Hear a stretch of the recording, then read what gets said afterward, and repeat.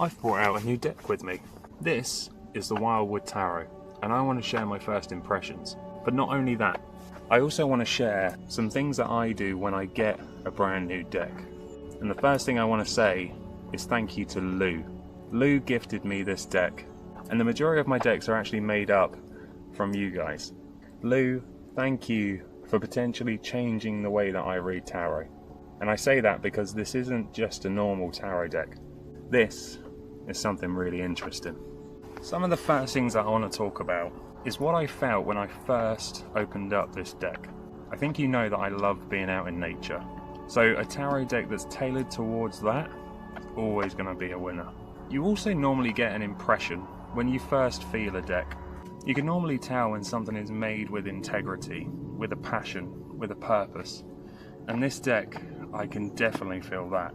Now it is a little bit different to your normal tarot deck. The major arcana suit is different, the minor arcanas are different, and all in all, it focuses on nature. What it is that we might have lost throughout the years. And I adore decks like this because they just do things slightly differently. They take a fresh approach to something that's already been done. They're not afraid to put their own stamp on it, to put their own beliefs on it. And in my eyes, that is what makes a good tarot deck. Now this does come with an incredibly detailed guidebook. I always love a chunky guidebook because it means I can sink my teeth into it. Whenever you get a deck with a really skinny guidebook, it always makes me worry a little bit. This is definitely not that. Now if you're a fan of guidebooks that are in full colour, this one isn't going to tickle your pickle. But it does have this gorgeous green colour, which I'm a fan of. It covers everything from the major arcana, the differences and the changes, to even the minor arcana, talking about what they represent, the elements and things like that. The amount of detail that this guidebook goes into, I'm a big fan. Sometimes a guidebook can feel lackluster. It can feel like a little bit of an add-on for the deck, whereas in my eyes, this should be a complement. It should work with the deck. Another thing I love is the amount of detail that the writers and creators put into this guidebook. Giving their own opinions, their own beliefs, talking about their journey and how they came together to connect. And I love knowing a little bit more about that, especially the authors. What drove them to create a deck like this? And I absolutely loved reading through this, getting to jump inside of the creators' brains to figure out what drove them, what made them create this deck. Let's talk about the cards. My initial feeling of the cards, well, it's dark green and it's nature themed, so I was impressed. But I love the back design of these cards. Just something simple, doesn't have to be complex, but also just from that imagery, we can tell what this deck is about. It's very distinctive, it's very iconic. One thing I did note is that the cardstock is a little bit thinner, but that seems to be the standard nowadays. And I don't really mind it, because although they are more prone to bending, shuffling can be a little bit easier. Working with the cards can be a little bit easier. And the illustrations I absolutely adore. Let me show you some of my favourites. We got the 8 of Vessels, which is obviously our water, our cups. We got cards in the major arcana, like the Shaman. Beautifully illustrated. And if you're curious who did these illustrations, a guy called Will Worthington is the creator behind these. Thanks, Will, for putting so much effort into these. The illustrations are absolutely incredible. I quite like this one too. The 2 of Stones, talking about challenge, with the 2 boxing hares. Just love them. And the one that we saw on the cover of the box, the Ancestor. I really adore these. Every illustration is made with integrity. And consistency is something hard to come by, especially when making something like a tarot deck. That's a lot of work, it's a lot of effort. But I am very impressed with these illustrations. The cards feel smooth. They're very, very shiny. They shuffle quite easily with little resistance, which I like for shuffling. They do shuffle nice. It's always important whenever you get a new deck to get a feel of the cards. See how they feel, see how they shuffle, just spend time with them. But we'll get more into that in a second. So overall, I'm really impressed with this deck. The artwork is stunning. The meanings and messages are from a place of integrity. It feels like it was made with passion, with intent. And for me, it's probably the most important thing when it comes to a tarot deck, or any deck for that matter. It has to be made from a place of passion, of love. It has to resonate with you as well as the other users of this deck. And I feel like these guys made a deck that they were really happy with, that they took pride in. And that shows. Just casually got some cards coming out. Now, that being said, there are a few things that I'm not a fan of with the Wildwood Tarot. And I've covered one of them, but there's one that's very small, but it makes a big difference. Now, on most decks, you've got these little tiny cutouts, just a semicircle, and it's cut out so you can hold it while you pull the top off. Very simple, but I like it. Makes it a lot easier. Now, you might notice with this that there is no little tiny cutouts. So when you're trying to grab the... you have to get it out a little way before you can pull the top off. Something really simple, but definitely something to not go overlooked when making a deck. Why did I put the lid on again? And it is a really small point. I'm being quite petty with this because I do love everything about this deck, and I had to find a few points that I wasn't a fan of. Talking about the other thing, we're going back to the card stock. And I understand from a price perspective that the thinner the card stock, the cheaper your deck is going to be to make. And don't get me wrong, there is nothing wrong with having a card stock this size. It's quite a common practice now, and a lot of the decks that you buy will be in the flimsier style. But I do have a love for thicker decks. You know, like when you buy something and it feels heavy, it feels robust. You always feel like there's a bit more of a quality with that. Whenever anything is thin, always makes you feel that maybe they could have gone a little bit further. But I appreciate that a thicker cardstock would mean a different price, and a different price would mean that we'd have to pay more for our decks. So I'm kind of in two minds. It's a pro and it's a con. All in all, does it really matter? No. Does it really change the way that you use the deck? No. Does it change the integrity and the meaning of the deck? Not at all.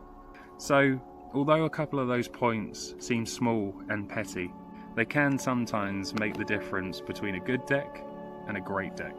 This, to me, is still a pretty great deck. So what do I do when I get a new deck? Let me talk you through the 5 most important things. I think you're going to like them. Now, when you get a new deck, it's really important that you connect with that deck. And a lot of people say letting these decks sit in your own energy for a little while before handling them can be really helpful. But also there's a couple of other things that we can do to help these along. Now, the first thing is cleansing. And you can do that a couple of different ways. Now, the first way that you can do it is with smoke. So something like an incense or a sage stick, give that a burn and let the smoke do the work. I'm always a fan of that one, and anybody on the lives will definitely tell you so. But what's another way? Well, you could use sound, you could use vibrations. That can also be a really good way of cleansing a deck. But what about something that's not so visual? Well, actually, intention can be an incredible way of cleansing a deck. Maybe harnessing our visualization capabilities. Visually seeing negative energy leave the deck, while you put in good energy back into it. Visualization can be a really good way of cleansing. Some people also like a very simple knock. Now, the second thing I like to do before shuffling is actually flicking through the cards, looking at the imagery and seeing how they feel. What kind of emotion does it bring up in you? What kind of energy are you picking up from those cards? Now, when you're doing this, pay attention to what ones speak to you. Is there a common theme? Is there a common trend? Are you always drawn to the same kind of suit? Or maybe it's a major arcana that you're always drawn to. If there's one that resonates deeply, try to figure out what about it is resonating. What do you like about the card? What do you dislike about the card? And do this for as many cards as you feel called to, because the more that we connect with these cards, the easier it's going to be to read them. Think of this as developing that relationship. What are the cards trying to tell you?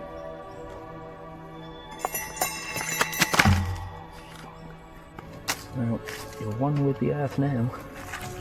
You're a nature deck, so I'm hoping you don't mind. The third thing that I love to do with a new deck is to meditate with them. And I know everybody's different with meditation, but just do what you feel is necessary. Just give yourself a quiet moment with them. It doesn't have to be long, but this is about your connection. You're connecting with the deck here. You're getting to know its energy.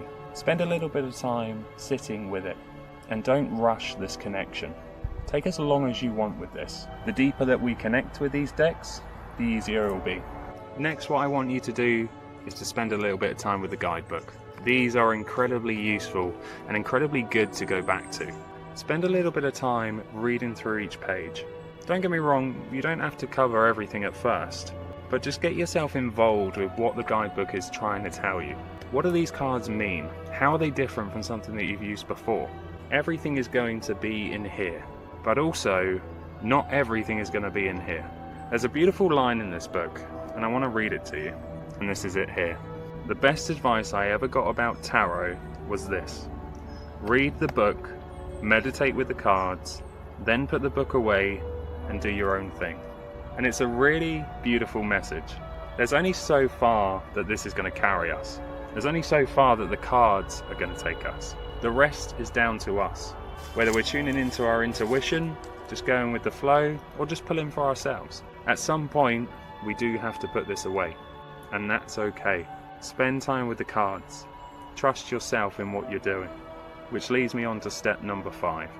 Ask the cards for permission to be read with. This is still about that connection. It's still about the mutual respect between you and the cards that you're using. Just ask this question quietly in our mind and see how we feel about it. Do we feel good? Do we feel okay to proceed? If not, you might need to spend a little bit more time with those 5 steps. A little bit more time connecting with the cards. Then, the only step to do is to start reading. Start by just pulling yourself 1 or 2 cards. Close your eyes and ask the deck, what is it that you are here to teach me? Now you can do an interview with the deck, which I'll go into a lot more detail in another video. But just starting off with that simple question, what is it that I need to hear? What are you here to show me? Pull 1 or 2 cards and see what comes out. And that's it. 5 simple steps that gets you started with a new deck. So if I'm honest, I really do love this deck. I think it's going to be an incredibly interesting one to read with. I think it's made with integrity, passion, and purpose. And I think it's going to be one of my favourite decks to use the more I get to know it. I feel like it's going to push me in my boundaries, it's going to push me in my knowledge, but also it's going to help me develop. This deck is here for me just as much as it is for you. And when you look at your decks like that, it makes them a lot more powerful. They're not just some tool for everybody else. They're actually a tool for us. A way for us to enhance our readings, to level up. So if you've been tempted to pick up this deck, if I've managed to convince you, check out the link in my bio. But always make sure that you're going with a deck that you are drawn to. Go wherever your heart feels like it wants to go. I'm very grateful for this deck. It's entered my life for something special, and I trust that it's going to guide me there. I hope you've enjoyed sitting down and looking through a new deck with me. If you'd like to see more videos like this, where maybe I go into a bit more detail, let me know down in the comments. I really hope you enjoyed those little tips on how to get started if you've got a new deck, and hopefully me sharing my own kind of personal experience helped you along yours. So thank you for joining me today. I'm going to go home and give myself a reading with that now. I'm very curious as to what it says. I'll see you in the next one.